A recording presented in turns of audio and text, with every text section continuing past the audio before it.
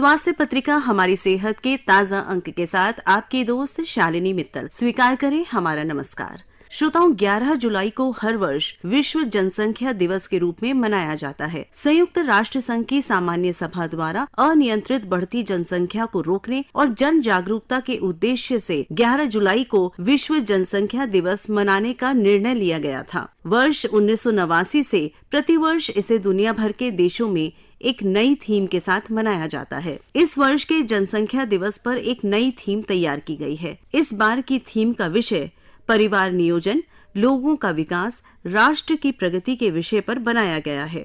इस संदेश के साथ ही विश्व भर में आयोजित कार्यक्रमों से आम जन तक जनसंख्या बढ़ोतरी पर लगाम कसने, इससे पड़ने वाले विपरीत प्रभावों के बारे में संदेश प्रसारित किए जाएंगे। देश में जनसंख्या विस्फोट ने हमारे विकास को सबसे ज्यादा प्रभावित किया है। जितनी बड़ी देश की जनसंख्या, उतनी बड़ी समस्याएं। इसीलिए बढ़ी हुई जनसंख्या को कम करना हमारे लिए बेहद आवश्यक है, चाहे ये विश्व हो या भारत की जनसंख्या। लंबे समय के विकास और संसाधनों पर समान वितरण के लिए इस पर नियंत्रण करना जरूरी है। दरअसल विश्व की जनसंख्या को 1 अरब तक पहुंचने में हजारों साल लगे थे, लेकिन इसके बाद सिर्फ 200 साल में ही आबादी 7 गुना तक बढ़ गई। 2011 में विश्व की आबादी 7 अरब को भी पार कर गई। अनुमान के मुताबिक 2030 तक विश्व की आबादी 8.5 अरब और 2050 तक 9 अरब और 2100 में 10.9 अरब होगी। जनसंख्या में ये वृद्धि इसलिए होती है क्योंकि प्रजनन आयु तक पहुंचने वाली व्यक्तियों की संख्या ज्यादा है। तीव्र शहरीकरण, तीव्र प्रवासन की वजह से प्रजनन दर में महत्वपूर्ण बदलाव भी जनसंख्या में वृद्धि का प्रमुख कारण है।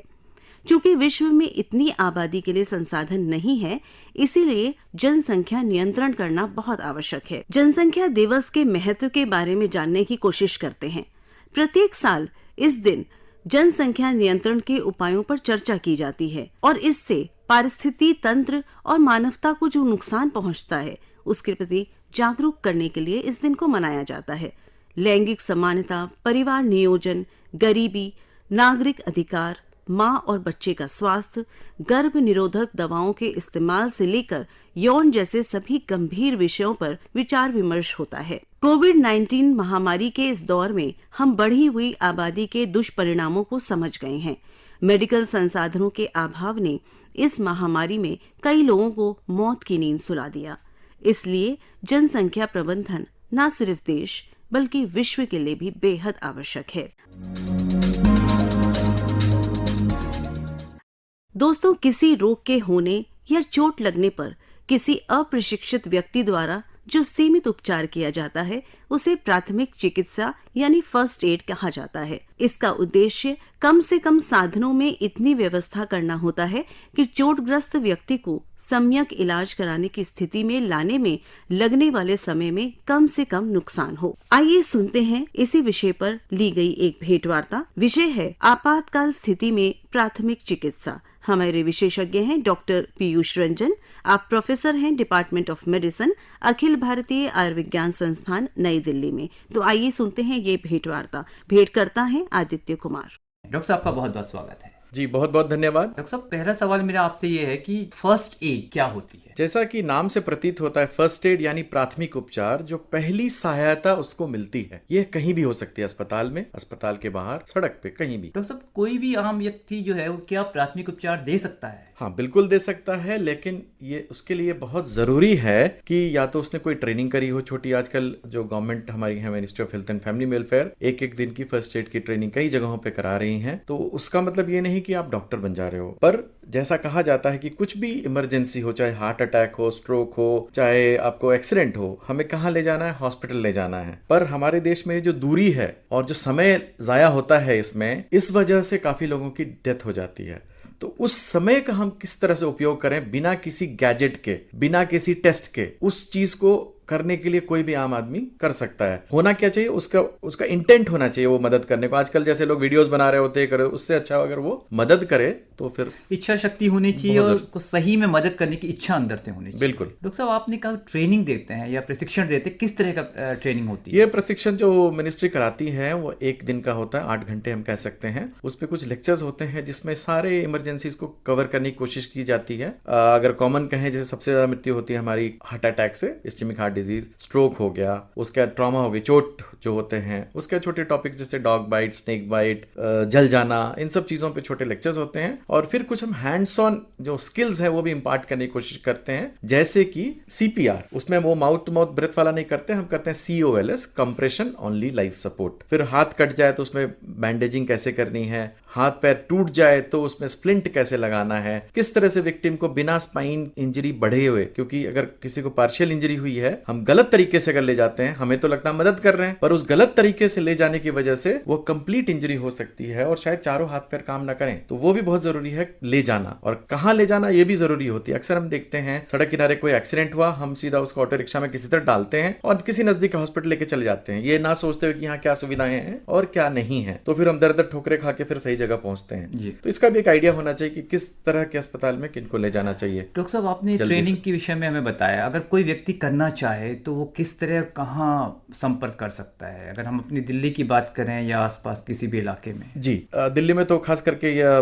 काफी अच्छे से चल रहा है। तो इसमें अगर वो कोई ग्रुप के साथ संपर्क करे, मिनिस्ट्री को चिट्ठी लिख के, DGHS में खास करके, तो ये पॉसिबल है। और कोविड में थोड़ा ये रुक सा गया था, अब फिर हम पूरे पब्लिक गैदरिंग अलाउ नहीं है। डॉक्टर साहब, अक्सर ये भी देखने में आया है कि लोग एक्सीडेंट होने के दौरान मदद करने में थोड़ा झिझकते हैं, तो इस झिझक को किस तरह दूर किया जा सकता है ताकि लोगों को परेशानी ना हो, और इस बारे में आप कुछ बताना चाहिए? जी, मैं सच बताऊं तो लोग की क्या बात करें, हमारे से पढ़े लिखे लोग, इवन डॉक्टर्स भी परहेज करते हैं, क्यों जाऊं मैं, कल को फिर पुलिस मुझे बुलाएगी कि आप ही ने तो नहीं एक्सीडेंट कर लिया, या कुछ भी जो भी डर होता है, अप्रिहेंशन होता है। तो इसके लिए जो हमारे कोर्ट हैं उन्होंने बड़ा अच्छा एक ऑर्डर निकाला है, गुड समारिटन लॉ कहते हैं उसे। उसमें कहा गया है कि आप अगर किसी को हेल्प करते हो, सिर्फ आपने कुछ नहीं करा, आपने फर्स्ट एड भी नहीं दिया, आप अगर टाइम पे हॉस्पिटल पहुंचा देते हो, तो आपसे पूछताछ नहीं की जाएगी, आपको परेशान बेवजह नहीं की जाएगी। तो ये बहुत इंपॉर्टेंट है। और अगर जैसा आपने बताया इच्छा शक्ति है और थोड़ी हमारी ट्रेनिंग है तो हम हेल्प भी कर सकते हैं। डॉक्टर साहब, कई बार होता ही है कि पीड़ित व्यक्ति को लोग कंफ्यूज हो जाते हैं, थोड़ा दुविधा में रहते हैं कि इनको हॉस्पिटल ले जाया जाए या फर्स्ट एड दी जाए। इस विषय में आप देखिए, हमारा उद्देश्य है कि मरीज को या विक्टिम को फर्स्ट एड ले जाए किसी भी बीमारी में, लेकिन वो जो समय है उसमें अगर हम कुछ कर पाए तो अच्छी बात है। 1-2 कंडीशंस ऐसे हैं, जैसे खाते वक्त कुछ चीज ऐसी फंस गई गले में, बहुत बड़ा सा एक बोलस आपने लिया और फंस गया, और अब सांस नहीं आ रही, आदमी बोल नहीं पा रहा, यानी वो अटक गया है रास्ते में। कोई व्यक्ति अगर नहीं बोल पा रहा है तो समझना चाहिए बहुत ही सीरियस है, क्योंकि उसके रास्ते में या तो कोई रुकावट है या फिर बहुत ही सीरियस है वो। तो उस स्थिति में हम एक तरीका होता है जिसमें मुट्ठी को बंद करके छाती के ठीक नीचे उसको झुका के विक्टिम को जोर से थर्स्ट लगाते हैं, जोर डालते हैं तो वो बाहर आ जाता है। तो वैसी स्थिति में आपको जो करना है वही करना है, हॉस्पिटल जाके फायदा नहीं है। या फिर जैसे हार्ट रुक गई हो, हार्ट अटैक के बाद जो कार्डियक अरेस्ट हो गई, रुक गई है, हृदय गति रुक जाए, तो आपको उस व्यक्ति को अस्पताल ले जाने का कोई मतलब नहीं है। अगर आप वहां पे उसको रिवाइव कर सकते हैं अपनी ट्रेनिंग अनुसार, या आप एम्बुलेंस या ट्रेन्ड जो पर्सन है उनको बुलाइए तो ही फायदा है। बाकी सब स्थिति में आप हॉस्पिटल ले जाइए। हाथ टूट गया है, आप रास्ते में ही स्प्लिंट लगा सकते हैं, किसी भी फट्टे को, कोई लकड़ी का डंडा जो कि 2 जॉइंट को क्रॉस करे उसको आप बांध सकते हैं, तो पेन कम हो जाती है। आसपास की जो सराउंडिंग जो नर्व्स वगैरह होती है उसको डैमेज कम होती है। तो ये सब रास्ते में भी किया जा सकता है। ये सब चीजें डॉक्टर साहब आप कहना चाह रहे हैं मददगार साबित हो सकती है। बिल्कुल। डॉक्टर साहब, आमतौर पे घर के अंदर और घर के बाहर कौन कौन सी कॉमन स्थितियां होती हैं? जैसे घर के अंदर मैंने जो बताया, चोकिंग जिसे कहते हैं, वो गले में खाने के रास्ते में जो खाते हैं उसको खाने के रास्ते से जाना चाहिए, लेकिन कभी वो सांस के रास्ते में भी चला जाता है, खास करके हम बात कर रहे हो। तो हमने सबने एक्सपीरियंस किया होगा, थोड़ी बहुत खांसी होती है, तो खांसी होती है, उस चीज को बाहर निकालने के लिए बॉडी का रिस्पॉन्स। लेकिन अगर बोलस इतना बड़ा हो और वो अटक जाए पूरी तरह से, तो ये मैकेनिज्म भी काम नहीं करती। तो क्या होता है, ऑक्सीजन अंदर जा नहीं पाता। तो एक मैं सुनने वालों को बताना चाहूंगा, बहुत ही इंपॉर्टेंट चीज है कि कोई व्यक्ति अगर बात कर रहा है, इसका मतलब बात करने के लिए जो हवा बाहर आ रही है जिस रास्ते से, उसको हम एयरवे कहते हैं, जो नाक और मुंह से शुरू होकर फेफड़ों तक हवा ले जाती है। तो अगर हम बात करने के लिए हवा बाहर आ सकती है तो ऑक्सीजन भी जा रहा होगा, यानी ये रास्ता क्लियर है। तो कोई भी सीरियस विक्टिम अगर आता है, मरीज किसी भी तरह का, अगर वो बात कर पा रहा है तो हम तात्कालिक रूप से कह सकते हैं कि ऑक्सीजन भी शरीर में जा रही है, और फेफड़ा अगर सही काम कर रहा है तो यानी गैस एक्सचेंज एक्सचेंज भी अच्छे से हो रही है, यानी कि ऑक्सीजन जो है अब वातावरण से हमने ऑक्सीजन लेके हमारे शरीर ने अब उसको ब्लड में डाल दिया ताकि वो जगह जगह जा सके, हमारे ब्रेन में भी जा सके, ताकि हम चीजों को सुन सकें, बोल सकें। तो कोई व्यक्ति सिंपल अगर वो बता पा रहा है कि मेरा नाम ये है, ये हुआ था, उस समय में 10 मिनट बाद क्या होगा कह नहीं सकते, बट उस समय में उसका लंग, उसका जो हार्ट का जो फंक्शन है और ब्रेन ठीक काम कर रहा है। डॉक्टर साहब, तो आपने हमें घर में वाली बताई, और बाहर वाली अगर जो घर के बाहर आमतौर पे देखी जाती है जी, तो पहले और घर वाली एक दो बताते हैं घर में क्या और हो सकता है। एक मिर्गी के दौरे बोलते हैं, पड़ते हैं जी।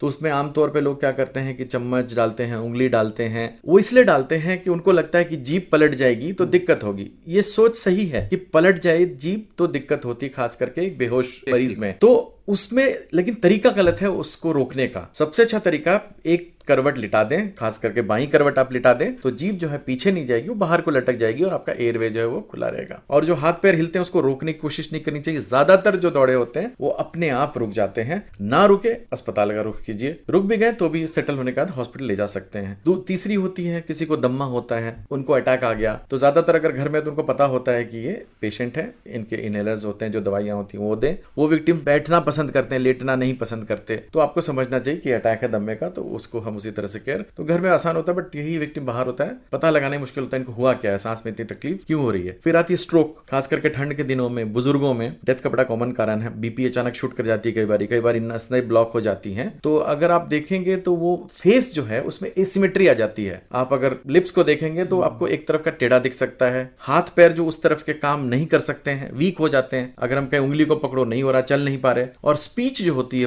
बात करने में दिक्कत होती है, जैसे मैं बात कर रहा हूं क्लियरली वैसी आवाज आएगी, इस तरह से आवाज आएगी, तो हमें समझना चाहिए ये स्ट्रोक है, जल्दी हॉस्पिटल ले जाना है। क्योंकि एक तरह के स्ट्रोक में अगर हम जल्दी ले जाते हैं तो जो क्लॉट जमा है उसको रिवर्स किया जा सकता है। और इसके अलावा जो सबसे कॉमन कारण डेथ का वो हार्ट अटैक। और उसमें हम गलती क्या करते हैं, अक्सर हम मरीज को भी पैनिक कर देते हैं, खुद भी पैनिक हो जाते हैं। ठीक है, हम घर में कुछ नहीं कर सकते वहां पे, लेकिन हम कर क्या सकते हैं, अगर कुछ दवाइयां डॉक्टर्स ने कही हुई हैं जीभ के नीचे रखने वाली या जो भी, वो रख सकते हैं। बंद कमरे हैं तो खिड़कियां खोल सकते हैं, थोड़े लूज कर सकते हैं कपड़े को, और उनको रियश्योर करते हुए, समझाते हुए हम धीरे धीरे चला के या हो सके तो उठा के गाड़ी में लेके आके हॉस्पिटल को ला सकते हैं। नहीं तो आपने सुना होगा कि उनको छाती में दर्द हुआ और वो रास्ते में डेथ हो गई। जब हॉस्पिटल पहुंचे तब तक वो जिंदा नहीं थे, क्योंकि हमने वो सारा, एक तो डिमांड ऑलरेडी हार्ट जो है वो कोप नहीं कर पा रहा था उससे, और आपने उनको और डिमांड बढ़ा दिया ये जल्दी जल्दी करवा के, मेहनत करवा के। तो ये बहुत इंपॉर्टेंट है। और कभी इसको ये ना समझे कि सुबह इन्होंने स्पाइसी नाश्ता कर लिया था उस वजह से छाती में जलन हो रही है, हार्ट अटैक नहीं हो सकता। ये किसी को भी आ सकता है, आजकल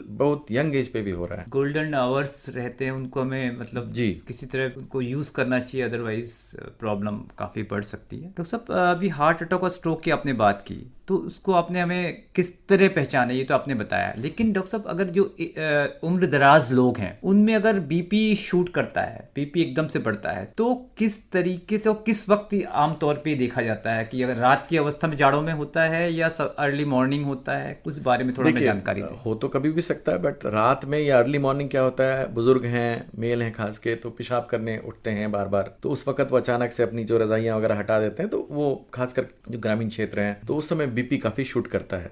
अदरवाइज सही तरीका तो ये है, जो जिनको बीपी की शिकायत है वो रेगुलर अपनी जांच कराएं, तो ये नौबत कम आए। और जो दवाइयां ले रहे हैं उनको मिस नहीं करना चाहिए, दवाइयों को मिस नहीं करना चाहिए। कई बार ये सोचते हैं मैंने डॉक्टर ने 2 दवाई दी है तो मैं एक ही लूं, एक ना लूं। तो कई बार ये होता है कि हाथ पैर जलने की घर में अक्सर इस तरह के इंसिडेंट्स हो जाते हैं। ऐसी अवस्था में हमें किस तरह फर्स्ट एड देना चाहिए? जी बिल्कुल, अगर कहीं भी जलता है, छोटा सा एरिया अगर इन्वॉल्व है जलने का, तो हमें कुछ नहीं करना चाहिए। हमें कम से कम 20 मिनट जो है पानी के नीचे रखें तो फायदा होगा। लोग कह सकते हैं कि और कम क्यों नहीं, कम में भी हमारा हाथ ठंडा हो जाएगा, लेकिन अगर मैं कहना चाहूंगा सुनने वालों को कि अगर हमने कभी अगर अंडा छीला हो या आलू को पील ऑफ किया हो तो हमें पता होगा जो जब वो छिलका हम हटा रहे होते हैं तो ठंडा होता है आलू पानी में डालने के बाद, लेकिन फिर अंदर गर्म पाया जाता है। तो उसी तरह से हमारे अंदर वो फिर गर्मी रहती है, तो थोड़ा ज्यादा देर तक हमें पानी में करना चाहिए। और जो फफोले अगर बन गए तो समझिए ये सुपरफिशियल बर्न है, इससे ज्यादा दिक्कत आएगी नहीं। उसको फोड़ने की कोशिश नहीं करनी चाहिए, क्योंकि फिर वहां एक रॉ एरिया बन जाएगा, उसको ड्रेस करते रहना पड़ेगा आपको। फफोला ठीक है, वो अपने आप फट जाए, कोई दिक्कत की बात नहीं है। और अगर बड़ा एरिया इन्वॉल्व है तो हम उसको धो नहीं सकते टैप वाटर में,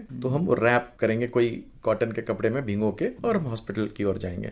और रही बात मलहम की, कुछ जो अवेलेबल है लगाने की, छोटा है जहां हॉस्पिटल जाने की जरूरत नहीं, तो आपने लगा दी, कोई बात नहीं। बट अगर बड़ा एरिया है उसमें आप लगाते हैं तो हॉस्पिटल में हमें हटा के देखना होता है कितना डेप्थ है और कितना बड़ा एरिया इन्वॉल्व है। तो अल्टीमेटली जो स्पेशलिस्ट हैं बर्न देखने वाले, वो हटा के देखेंगे ही, तो फिर उसका भी बहुत फायदा नहीं है। मेरे कहने का मतलब हमें उस चीज में वक्त जाया नहीं करनी चाहिए। और अगर फेस में बर्न है वो थोड़ी ज्यादा इमरजेंसी होती है, क्योंकि सांस के रास्ते में अगर बर्न थोड़ा भी हो जाए तो सूजन आके सांस में तकलीफ आ सकती है। पता कैसे चले? हमें फेस में जला हुआ दिख सकता है, दाढ़ी या बाल आपको जले दिख सकते हैं, और अगर कोई थूके तो काले काले जो है पदार्थ वो बाहर आ सकते हैं थूक के साथ, और मुंह में भी कालापन दिख सकता है अंदर को। तो ये सब लक्षण है कि अंदर जला है, दैट्स एन इमरजेंसी। डॉक्टर साहब, कई बार ऐसे आपने बाहर की आपातकालीन स्थितियों के बारे में देखा गया है कि लोगों की कार या किसी वजह से दुर्घटनाग्रस्त हो जाते हैं और उनके हाथ पैर क्षतिग्रस्त हो जाते हैं। इस अवस्था में किस प्रकार प्राथमिक उपचार दिया जा सकता है? जी, हम ये बताते हैं कि अगर आपके किसी के हाथ में भी चोट लगी हो या पैर में ब्लीडिंग भी हो रही हो, तब भी हमें, जो मैंने बताया, एयरवे को देखना चाहिए। हमें पूछना चाहिए नाम क्या है सामने जाके विक्टिम के। अगर वो नाम बोल पा रहा है या कुछ भी बोल पा रहा है ढंग से, आपके क्वेश्चन को आंसर कर रहा है, इसका मतलब ब्लीडिंग इतनी ज्यादा नहीं हुई कि ब्रेन तक असर हो, अभी भी ऑक्सीजन जारी ब्रेन को, तो हमें थोड़ा रिएश्योरेंस मिलता है। तो फिर हम क्या करते हैं, कोई भी ब्लीडिंग को हम प्रेशर से रोक सकते हैं। ज्यादातर हम, जैसे मैं एक सर्जन हूँ, ऑपरेशन में भी ब्लीडिंग ज्यादा होती है, पहला काम हम यही करते हैं कि प्रेशर डालते हैं उसको। हाँ, खाली हाथ से ना दबाएं, कुछ अगर ग्लव्स मिल जाए ठीक है, नहीं तो कोई भी ऐसी चीज, एक बैरियर का यूज करें ताकि डायरेक्ट कॉन्टैक्ट में ना आए। और अब दबा के 10 मिनट देख सकते हैं, अगर बंद नहीं होती तो दबा के ही हॉस्पिटल हमें ले जाना चाहिए। डॉक्टर साहब, आपने हमें इतनी महत्वपूर्ण जानकारी दी और आप अपना कीमती वक्त ने निकाल के हमारे स्टूडियो आए, इसलिए आपका बहुत बहुत शुक्रिया। धन्यवाद। आपातकाल स्थिति में प्राथमिक चिकित्सा। अभी आप doctor Piyush Ranjan, professor, department of medicine, Akhil Bharatiya Ayurvigyan संस्थान, नई दिल्ली से ली गई ये भेंटवार्ता सुन रहे थे। बरसात का मौसम बीमारियों को आमंत्रित करने का मौसम होता है, क्योंकि इस मौसम में बारिश से कई स्थानों पर जल जमाव, कीचड़ और गंदगी से पैदा होने वाले मच्छर और बैक्टीरिया बीमारियां फैलाते हैं। इसके अलावा मौसम में नमी के कारण बैक्टीरिया अधिक पनपते हैं, जो पानी और खाद्य पदार्थों को दूषित कर शरीर की बीमारियों का कारण बनते हैं। श्रोताओं, बारिश में मच्छरों द्वारा फैलने वाली प्रमुख बीमारियां हैं मलेरिया, डेंगू और चिकनगुनिया। इसी विषय पर अधिक जानकारी लेने के लिए हमने स्टूडियो में आमंत्रित किया डॉक्टर कपिल यादव को, जो प्रोफेसर हैं अखिल भारतीय आयुर्विज्ञान संस्थान में। तो आइए सुनते हैं ये भेंटवार्ता। विषय है मलेरिया, डेंगू और चिकनगुनिया, इसके लक्षण, बचाव और उपचार। आज हमारे साथ है all India medical institute and sciences के डॉक्टर कपिल यादव, जो जन स्वास्थ्य विशेषज्ञ हैं। डॉक्टर साहब, आपका बहुत बहुत स्वागत है। डॉक्टर साहब, सबसे पहले तो हम ये जान लेते हैं कि मलेरिया, डेंगू और चिकनगुनिया जो है, इनके लक्षण क्या होते हैं। तो शुरुआत करते हैं मलेरिया से। तीनों बीमारियों का जो कॉमन चीज है कि तीनों मच्छरों से फैलने वाली हैं, और इनके लक्षण देखें तो मेन जो कॉमन होता है वो है बुखार। बुखार का नेचर थोड़ा थोड़ा भिन्न होता है तीनों बीमारियों में। जैसे मलेरिया का बुखार देखिए तो बहुत तीव्र बुखार होता है, हाई डिग्री ऑफ फीवर जो बोलते हैं, और जो क्लासिक फीवर डिस्क्राइब किया गया वो साइक्लिकल होता है कि हर तीसरे दिन आएगा या हर चौथे दिन आएगा। अच्छा, ये एक साइकिल है। साइकिल वो मलेरिया जैसे 4 टाइप का मलेरिया होता है। मलेरिया वाइवेक्स होता है जो सबसे कॉमन होता है, एक मलेरिया फैल्सीपैरम होता है जिसको दिमागी मलेरिया भी बोलते हैं, जो सबसे सिवियर फॉर्म का मलेरिया होता है जी। एक मलेरिया होता है और एक मलेरिया ओवेल होता है। ओवेल इंडिया में नहीं पाया जाता है। तो तीन प्रमुख, तो इन तीनों का साइकिल अलग अलग होता है। लेकिन एक बात जो ध्यान रखने योग्य है कि अब भारतवर्ष एक एंडेमिक रीजन है जहां तक मलेरिया का सवाल है। तो जो क्लासिकल पिक्चर होती है कि जो साइक्लिक बुखार की, एक ज्यादातर केसेस में नहीं पाई जाती। सो कोई भी हाई ग्रेड फीवर जो मानसून के सीजन में हो, उसमें हमें मलेरिया का संदेह जरूर ज्यादा होना चाहिए। दूसरा सिम्टम जो बहुत ज्यादा ध्यान रखने योग्य है वो है बुखार के अलावा कि कपकपी, और जब बुखार छूटता है तो आपको बहुत पसीना आता है। तो एक कैरेक्टरिस्टिक फीचर हम मलेरिया का बोलते हैं। जहां तक रही दिमागी मलेरिया का सवाल, उसमें जो आपका बोलते हैं कि आदमी खाना खाना छूट जाता है, बहुत ज्यादा बेहोशी की हालत में रहता है, जो फैल्सीपैरम हम बोलते हैं, वो उसके लक्षण होते हैं। अब डॉक्टर साहब, मान लीजिए ये लक्षण अगर कोई भी हमारे श्रोता सुन रहे हैं, उनको ये लक्षण है, तो उनका पहला जो हम कहते हैं कि पहला कदम क्या होना चाहिए? अब भारतवर्ष इस मामले में हमेशा सौभाग्यशाली रहा है कि सरकार ने बहुत पहले से, अभी का नहीं, पिछले 50 साल से स्वास्थ्य कार्यक्रम चला रखे हैं डिजीज के लिए। नेशनल मलेरिया कंट्रोल प्रोग्राम था जो हमने 1956 के आसपास कभी शुरू किया था। तो उसमें व्यवधान है, हर गांव में, हर मोहल्ले में, हर कस्बे में एक हमारे जो मल्टीपर्पस वर्कर होते हैं जी। और इनके टेस्ट बहुत सिंपल हैं। आपका एक सिंपल ब्लड स्मीयर बनता है, खून की एक बूंद आपकी उंगली से लेकर उसमें इसकी जांच की जा सकती है। किसी भी छोटे से प्राइमरी हेल्थ सेंटर में ये जांच पॉसिबल है। हम 2 तरह का स्मीयर बनाते हैं, थिक और थिन स्मीयर बनाते हैं, उसकी जांच कर सकते हैं। पिछले 4-5 सालों में जो अब उसको हम बोलते हैं national vector borne disease control programme, जो उसका नया नामकरण हुआ है, उसमें एक प्रावधान आया है कि रैपिड डायग्नोस्टिक किट्स करके हमने इंट्रोड्यूस किए हैं।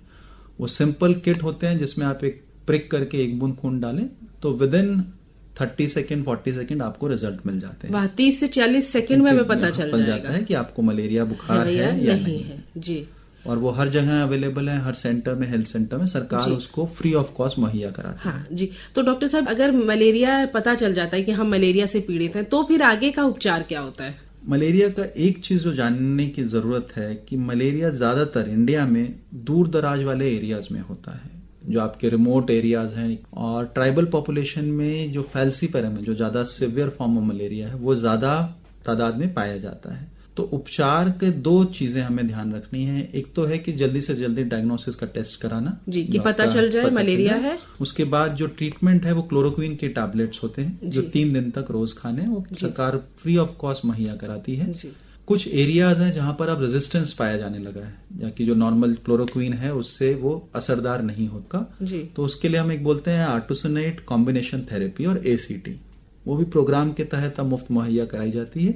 वो आपका ज्योग्राफिकल डिस्ट्रीब्यूशन है। आप अगर उन डिस्ट्रिक्ट्स में 117 डिस्ट्रिक्ट सरकार ने आइडेंटिफाई किए, अगर उनमें है तो वहां आप ACT आपकी फर्स्ट लाइन ऑफ ट्रीटमेंट बन जाता है। एक बात जो ध्यान रखने की है कि जब भी आप मलेरिया की दवाई ले रहे हैं तो कोर्स पूरा करिए। अगर वो 3 दिन की दवा है तो 3 दिन पूरा लीजिए। उसके साथ आपको 14 दिन के लिए एक और दवाई लेनी होती है, तो वो भी आप जो संक्रमण को फैलने से रोकने के लिए दवाई वो जरूरी होती है। अच्छा, जी। तो वो कोर्स पूरा करिए। इससे न केवल आपको फायदा होगा बल्कि समाज में मर्ज आगे नहीं फैलेगा, आगे आप उसको फैला नहीं और रेजिस्टेंस नहीं डेवलप होगा। तो उस बात का हमें ध्यान रखना बहुत जरूरी है। और डॉक्टर साहब, अगर मलेरिया का इलाज के दौरान कोई भी कोताही बरत दी अगर किसी मरीज ने या परिवार के किसी सदस्य ने, तो क्या मलेरिया खतरनाक भी हो सकता है? मलेरिया यही एक है क्योंकि ये जानलेवा बीमारी है। आज भी इस टाइम और उसमें हमारे काफी मौतें मलेरिया की वजह से होती है, स्पेशली जो हम बोलते हैं कि वल्नरेबल एज ग्रुप में बहुत छोटे बच्चे होते हैं, बूढ़े लोग हैं, बुजुर्ग जो हमारे हैं, प्रेग्नेंट मदर्स हैं, उनमें बीमारी जानलेवा हो सकती है। और स्पेशली जो फैल्सीपेरम मलेरिया है, जो दिमागी मलेरिया है, तो अगर आपके टेस्ट में इनके किट भी अलग अलग आते हैं, फैल्सीपेरम का अलग आता है और नॉर्मल मलेरिया जो वाइवेक्स है उसका अलग आता है, तो अगर फैल्सीपेरम पॉजिटिव आ रहा है तो आपको थोड़ा एग्रेसिव ट्रीटमेंट का जरूरत होता है, तो वो ध्यान रखने योग्य बात है। और डॉक्टर साहब, अब हम बात कर लेते हैं डेंगू की, क्योंकि डेंगू भी हमारे भारतवर्ष में क्योंकि मच्छर से ही फैलता है और डेंगू भी हमेशा इस सीजन में बहुत ज्यादा पाया जाता है। डेंगू एक जैसे देखें तो प्राइमरली एक अर्बनाइजेशन का डिजीज है, यानी शहरों में ज्यादा पाया जाता है। शहरों में भी, घरों में ज्यादा पाया जाता है क्योंकि इसका जो मच्छर होता है, जो एडीज इजिप्टी हम बोलते हैं या टाइगर मॉस्किटो बोलते हैं, वो आपके बाहर गंदे पानी में नहीं मिलता। वो घर में जो स्टेगनेंट वाटर होता है, आपका साफ पानी, जो कूलर का पानी है, छतों पर टायर हैं, जो बॉटल्स पड़े हैं, उसमें रहने वाले पानी में पाया जाता है। जहां तक रही सिम्टम्स का सवाल, तो जो डेंगू है, डेंगू में भी आपका बुखार आता है, बुखार के साथ जोड़ों में दर्द, आंखों के पीछे दर्द होना, और एक जो कैरेक्टरिस्टिक फीचर डेंगू का होता है वो होता है शरीर पे चकत्ते हो जाना, जो मलेरिया में नहीं पाया जाता। तो आपके लाल रंग के या नीले रंग के चकत्ते पूरे शरीर में पाए जाते हैं। एक सिवियर फॉर्म ऑफ डेंगू होता है जिसे आप डेंगू हेमरेजिक फीवर या डेंगू शॉक सिंड्रोम बोलते हैं, जो अगर 1000 लोगों को डेंगू है तो उनमें से 1 को होता है। और वो क्लासिकली होता है जब आप, जैसे 4 टाइप का डेंगू होता है, 1, 2, 3, 4, तो अगर आपको 2 टाइप के डेंगू का एक के बाद एक संक्रमण हो तो आपको DHF या DSS हो सकता है, और ये पोटेंशियली जानलेवा डिजीज है। तो डॉक्टर साहब, इससे किस तरह बच सकते हैं इंसान? इन तीनों डिजीज का बचने का जो बेसिक, अगर आपको जैसे हम पब्लिक हेल्थ में बोलते हैं, वो है कि मच्छर का कंट्रोल। और डेंगू का मच्छर तो डॉक्टर साहब दिन में ही काटता है, घर में काटता है, तो इसका ज्यादातर ओनस आपके ऊपर है। आप अपने घर में पानी ना इकट्ठा होने दें। कहते हैं कि आधा चम्मच पानी भी सफिशिएंट है डेंगू के मच्छर को पनपने के लिए। तो अगर उतना भी आप प्रिवेंट करेंगे अपने घर में, जैसे अगर कूलर है, कूलर में पानी रेगुलरली बदलते रहिए, छतों पे इंश्योर करिए कि आपके कोई कबाड़ी का सामान ना हो जिसमें पानी इकट्ठा हो सके। टंकियां अपनी छत पे जो है उनको ढक कर रखें। तो इन चीजों से इसका कंट्रोल हो सकता है। और डॉक्टर साहब, डेंगू कोई हड्डी तोड़ बुखार भी कहा जाता है। इसका जो सिम्टम होता है, जो जोड़ों में दर्द होता है, भयंकर तरीके से, उसी वजह से इसको हड्डी तोड़ बुखार भी कहा जाता है। और डॉक्टर साहब, डेंगू में ही कहा जाता है कि प्लेटलेट्स कम हो जाते हैं, तो उसका फिर क्या उपचार होता है? देखिए, प्लेटलेट जो है, जैसे नॉर्मल प्लेटलेट आपका 2.5 से 3 लाख नॉर्मल काउंट होता है। तो जब तक आपका 50,000 से ऊपर काउंट है तो कोई घबराने की बात नहीं है। अच्छा। लेकिन आपको मॉनिटर करने की जरूरत है।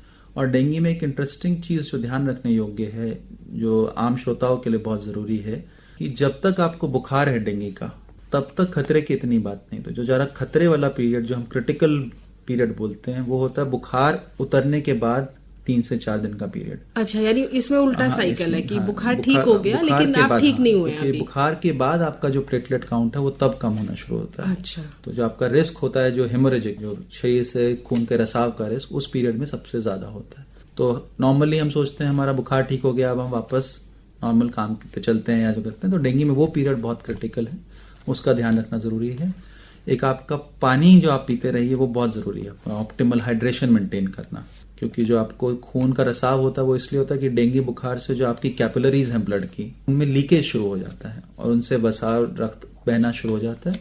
तो उसका ध्यान रखने का। दूसरा चीज आजकल जो देखा गया है वो है कि पैनिक बहुत क्रिएट हो जाता है। सब लोग प्राइवेट में जा जाके अपना ब्लड टेस्ट कराते रहते हैं, उसका रिक्वायरमेंट नहीं है। डेंगू मेरा मानना है कि जब तक आपको हेमरेज नहीं है, शॉक नहीं है, मतलब आपका बीपी अनरिकॉर्डेबल नहीं हो गया है, शरीर के किसी अंग से खून का रिसाव नहीं हो रहा है, चकत्ते बहुत ज्यादा बड़े नहीं है, तो इसका इलाज पूर्णतः घर पर संभव है। आपको अस्पताल भागने की जरूरत नहीं है, घबराने की जरूरत पैनिक करने की जरूरत नहीं।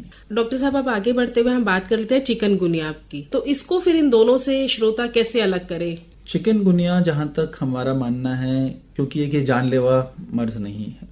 इसके क्या लक्षण होते हैं? इसका जो कैरेक्टरिस्टिक लक्षण है वही है कि आपको बुखार रहेगा। बुखार के अलावा इसमें जो जोड़ों में दर्द होता है, जो आर्थ्रोपैथी है, आर्थराइटिस है, वो बहुत ज्यादा सिवियर और थोड़े लंबे ड्यूरेशन का होता है। तो इसको हम बेंडिंग डिजीज भी बोलते हैं कि आप बस इतना ज्यादा दर्द होता है कि आप मुड़े ही रहते हैं, आप अपना पूरा शरीर सीधा नहीं कर पाते। देखिए, पब्लिक हेल्थ पर्सपेक्टिव से देखें तो आपको डिस्कम्फर्ट तो होता है, लेकिन ना तो इसके कोई लॉन्ग टर्म सीक्वल होते हैं, आपको डिसेबिलिटी नहीं होता है। सेल्फ लिमिटिंग डिजीज है जो अपने आप ठीक हो जाएगा अगर कोई उपचार नहीं भी करेंगे तो। उपचार इसका जो हम बोलते हैं कि रेस्ट करिए, और आपको पेन कम करने के लिए कुछ दवाइयां होती हैं वो दी जानी चाहिए। कुछ दवाइयां अवॉइड करनी होती हैं, जैसे एस्पिरिन, वो इसको कॉम्प्लिकेट कर सकते हैं। दर्द की कुछ दवाइयां इसमें कॉम्प्लिकेशन ला सकती हैं। और डॉक्टर साहब, अब ये तीनों बीमारियों को लेकर के हम एक सबसे ज्यादा जरूरी है कि खान पान पर किस तरह नियंत्रण रखें। इन बीमारियों पे हम काफी हद तक कंट्रोल कर सकते हैं। दूसरी चीज कि अब मच्छर हमारे आसपास तो रहेंगे ही, हम अपने घर को अवॉइड कर सकते हैं। कहीं भी बाहर जाते हैं, पार्क में जाते हैं तो जरूर मच्छर काटेगा। तो उनसे बचाव के लिए आप क्या सलाह देंगे? एक बेसिक चीज तो ध्यान रखने का कि खाली अपना घर साफ रखने से, आपने बहुत सही बात अंडरलाइन किया कि खाली अपना घर साफ रखने से आप बीमारियों से नहीं बच सकते। क्योंकि इसके 2 कारण है। एक तो कि ये सिर्फ ये नहीं कि आप बाहर जाएंगे, जो मच्छर का उड़ने का डायमीटर है वो अराउंड 2 किलोमीटर होता है। अच्छा। तो अगर आपके शहर में कोई भी स्लम है, वहां पर ही मच्छर पनप रहे हैं, तो आप भी इतना ही रिस्क पे हैं, चाहे आप कितना भी हाई राइज बिल्डिंग में रह रहे हैं, फ्लुएंट एरियाज में रह रहे हैं। तो इस बीमारियों का आप जो रोकथाम कर सकते हैं वो समाज इकट्ठा होकर कर सकता है, अकेले ये संभव नहीं। मच्छर बहुत ही बलशाली वेक्टर माना गया है। जी बिल्कुल। देखने में छोटा है पर इसका काटने का जो उसका वो है वो बहुत ज्यादा भयंकर है। तो इसका हम लार्जर, तो इसीलिए ये मेरा मानना है ये मेडिकल प्रॉब्लम नहीं है, दिस इज मोर ऑफ आपका एनवायरमेंटल इशू।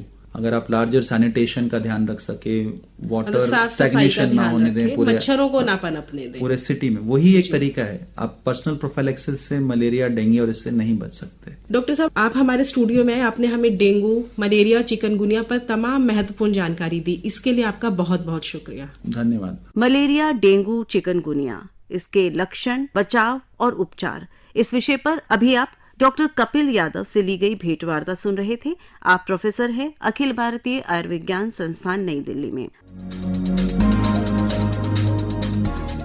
दोस्तों, आपको हमारा कार्यक्रम कैसा लगता है? इस कार्यक्रम में और आप क्या सुनना चाहते हैं? आप हमें लिख सकते हैं, फीडबैक दे सकते हैं। हमारे कार्यक्रम में कोई सुझाव देना चाहें, अपनी प्रतिक्रिया देना चाहें तो आप हमें मेल कर सकते हैं।